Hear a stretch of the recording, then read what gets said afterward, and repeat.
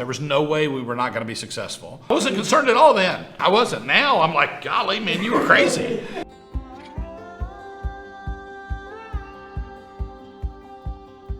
John Stewart is a partner and co-founder of MiddleGround Capital.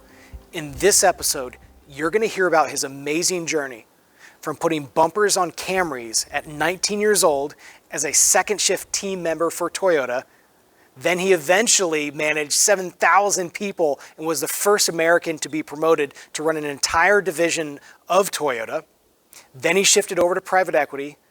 Today, he, Lauren Mulholland, and Scot Duncan together manage MiddleGround Capital, which has $459 million under management. This is an amazing story about curiosity, about leadership, about sacrifice, and never doubting yourself that you can do this. I was actually born in Mount Kisco, New York.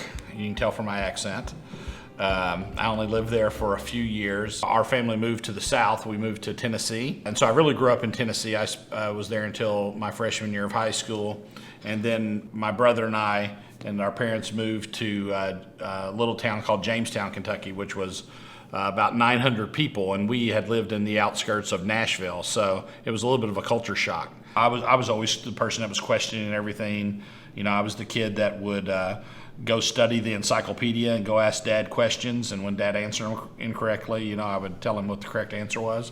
That's just something that I was born with. You know, me and my brother were always competitive growing up. We always pushed each other to be better, you know, at what we did. Kind of student, I wasn't satisfied unless I had 100%. I wasn't satisfied, you know, with, you know, just getting by. You know, I always wanted to be the best. After high school, I went to college at a small liberal arts school here in Kentucky called Campbellsville University, where I played football for them. Me and a bunch of my football buddies one day, we were all talking, and Toyota had made an announcement that they were moving to Kentucky.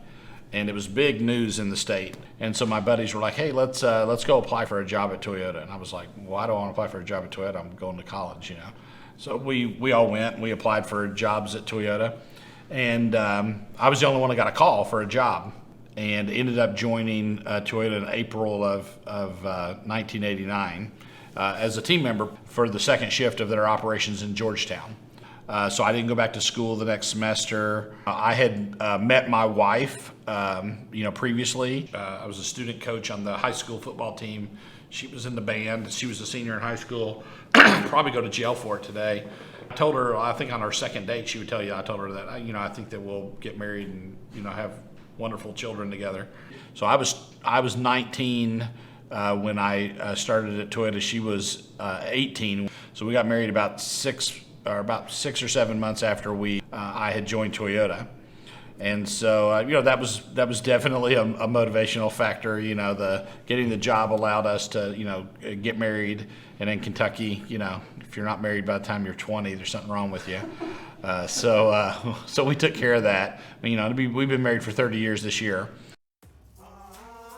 I had grown up in a small country town, and I really took that work ethic with me to Toyota and put it into everything that I did. And so I volunteered for every opportunity.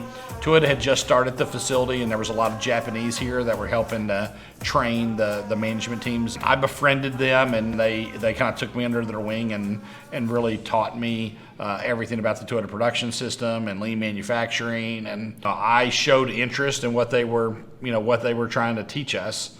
And, you know, I would say I was probably in the minority of folks. You know, one of the things that it was always to be learning. You know, use every opportunity as a learning opportunity.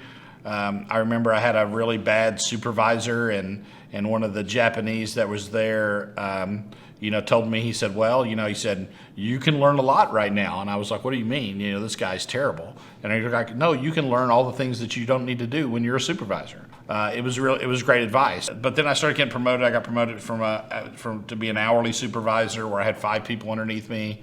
Then I got promoted to being a salary supervisor where I had 30, and then a section manager where I had 300, and then a manager where I had 1,000. And then, you know, when I left Toyota, I had, you know, over 7,000 people, you know, reporting to me. They gave you the opportunity to learn. They gave you the opportunity to, you know, work at the highest level possible. You know, they have systems and processes in place. I'm a very systematic process-oriented person, so it kind of fell right into, the way that I like to do things. I did teach them some things along the way, respecting that individuality of the person and incorporating that as a part of the management style. I think that's one of the things that helped me to be successful during my time at Toyota. I had been with Toyota for 16 years, and I was running the assembly department for Toyota here in Georgetown, which is the main manufacturing department. I was 35, 36 years old, so I was young. It was actually requested for me to go over to the United Kingdom and help them. That plant had been struggling. I had earned the reputation in Toyota that when there was an area of the plant that was not performing, I would go in to take over that area and then make it the, one of the top performing areas. Well, the reason I stayed at Toyota as long as I did is, I was continually learning. I'd gotten my undergraduate degree working, while I was working at Toyota. I got to do an executive development program with the Wharton School with them. And so, I was there 18 years. I was promoted 6 times, during that 18-year period. I was the first American team member that was promoted to run a division for the company. And so I was always kind of getting the advanced assignments, the more difficult assignments, the assignments that people really wanted, and so, I think it was really interesting until I got to a point where I thought, okay, for me to do really what I want to do next, it's going to be 12 years, and so how am I going to keep myself interested? And I was really trying to decide what I wanted to do for my future. And I was, contacted by a corporate recruiter that was recruiting for an upstart private equity firm. And I ended up, going through that process. I didn't know what private equity was, had no idea. I did a lot of research on it. My first trip to New York City was actually the interview for the job. I like the pace of change and the impact that you could have in the smaller businesses. We went out in 2010 and started raising a second fund. I didn't feel like they were utilizing us. We weren't being involved in diligence of the companies. We weren't helping to underwrite the deals. I have to be stimulated intellectually. To me, that's really important. And so, like when I moved into private equity, I was never going to be happy just being an operations guy. There was not an option. And so they ended up agreeing, and they made me the head of the operating team at the end of 2010. And so it was then that I started getting involved in all of the transactions and working with the transaction teams. And then it just became natural for me to start getting involved on the transactional side. I worked on my first deal in 2013, and then was promoted to managing director. Over time was made a partner in the firm. During that process, I had worked very closely with Lauren. I was one of her mentors inside the organization. I had been Scot's mentor since our time at Toyota. And so we worked really well together.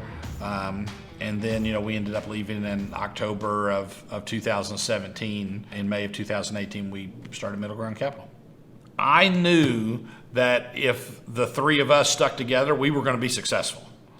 And so, the first thing we did is we sat down and we put a 10-year plan together. And with the first investor we met with, we were like, we have a 10-year plan for the organization. We had developed the whole organization out, what it was going to look like, and what it was going to look like in Fund 1 and Fund 2 and Fund 3. And then we had investors tell us, well, we've never seen this before. This is really impressive. And so, but it was natural. That's, to me is, okay, we had a goal that we had to achieve. The 3 of us sat down, we set and put out a plan on how we were going to achieve it. And when you look back at what actually happened, we followed that plan really carefully. At the time, I never even thought of that we're not going to be successful doing what we're doing. I never even thought of now after, the fundraise is over and I look back and I was like, what were you thinking? I try to surround myself with really intelligent, smart people. Lauren and Scott are great examples of that, but, John Poff, Doug Brown, any of the team that I've worked with for a long time, as well as the current team that we have here at MiddleGround. And I guess it goes back to what I learned at Toyota is if I always say that when I talk to recruiters about hiring people, I always tell them I want the best athlete. I don't want the person with the perfect resume, that looks like they're right for the job. I want someone that's super, super smart, super intelligent, trustworthy. The most important thing to me in a working relationship or any relationship is trust.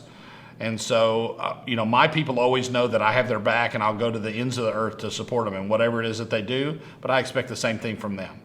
And so, having that trust, I think it just goes into kind of my leadership style and the way that I manage and lead people is, I think everybody, if you've talked to a lot of different people, I think people would tell you that I drive people really, really hard. But only to the point of trying to help them to achieve, at their peak level. I don't try to run people in the ground just to make them feel bad, or I don't try to, do things with any negative purpose. But, I do try to push people, when I feel like that they're not working at their full capability. And one of the reasons that I think people like to work with me for a long time, I feel a personal accountability to anybody that I've ever hired. So I don't hire and make hiring and firing decisions without a lot of thought, because it's a very, very important decision for someone to, entrust their career with you. And so I try to take that, that's really important. And then when someone does that, I'm going to support them for them to be successful no matter what I have to do. And no matter if they work with me the rest of their career or not. And that's why we're so focused on culture here and supporting our employees because we want, we feel thankful that each one of them has, joined us. When you're a leader, the decisions that you make, it doesn't matter if you're the leader of a private equity firm, the leader of a company, the leader of a country. When you're a leader, when you make decisions, it affects people, real people. And, when at our previous firm we did a lot of restructuring, turnaround. The hardest thing is having to let people go, and I always think about, here's this poor guy, now he's got to go home and he's got to explain to his kids, he's got to explain to his wife that he doesn't have a job. There's no way to support the family, and so realizing that as a leader, that your decisions affect people, and especially in my role today, my decisions affect a lot of people. The decisions that I make affect our investors and all the people that have entrusted them with retirement funds or whatever the situation is, the companies that we own and all of those employees. Sometimes it might make a lot of sense on an Excel worksheet, but at the end of the day, it's not the best decision of what the right thing to do in a company. And so, having learned those things, I think it helps me to make better decisions. It helps me to, be a better leader to the team and to help them to continually to grow, help them make better decisions and make wiser choices. I think that was a key learning for me during my time, my career. My mind, moves a million miles an hour, and so I'm always kind of thinking through different scenarios and things that, I'd like to do, whether it's a personal life, professional life, and I always like to have a plan. Finished my education while I was with Toyota, but I do a lot of informal kind of education. If I get interested in something, taught myself how to write, algorithms, taught myself how to program computers, all kinds of different things, that I find, interesting. And so it's just a part of the nature of the beast, I guess, of who I am. My wife says I'm never satisfied with anything. I would tell them to enjoy the ride a little bit more, and I would tell them to, not let, work kind of consume your life. That's one of my regrets. I was notoriously the first person in the facility and the last person out, on our shift. Routinely would go to work at 4:30 in the morning and come home at 9 o'clock at night for, 18 years. And that leads to a lot of sacrifice of family time. You don't have to do that to be successful. It's one of the things that we're trying to drive home in the culture here at MiddleGround, is that you can be successful in your professional life and in your personal life.